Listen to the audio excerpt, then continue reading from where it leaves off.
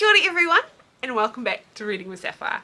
So today we have a story written by our friend Betty Gilderdale, and it is called The Little Yellow Digger Saves a Whale, and it was illustrated by Alan Gilderdale and published by Scholastic.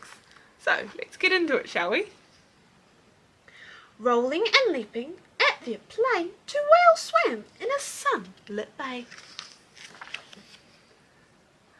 The tide was turning quickly, the mother felt it go, and straight away swam out to sea.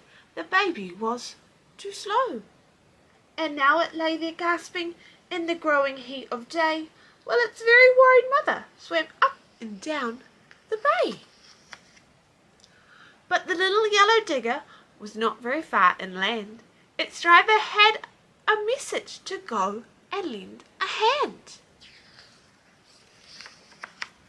They rattled down the rocky road that led towards the sea.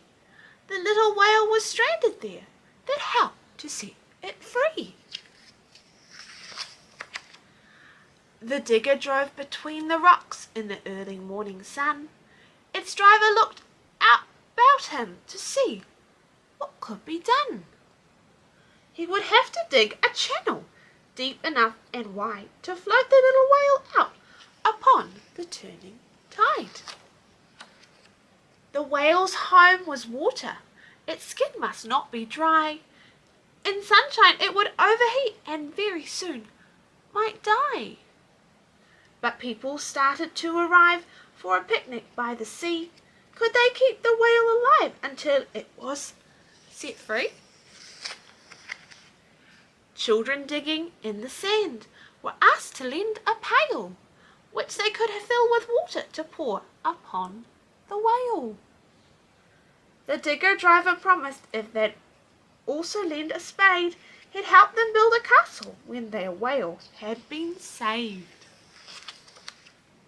So while the digger shoveled sand, they organized a team of young and old, of tall and small, to get water from the stream. Then everybody took a turn to fill buckets from a pool and pass them on along the line to keep the whale cool. As they poured the water on, the whale just seemed to know that they were trying to help it, as they talked and called it Joe. And all the while the little digger dug deep to make the channel bigger.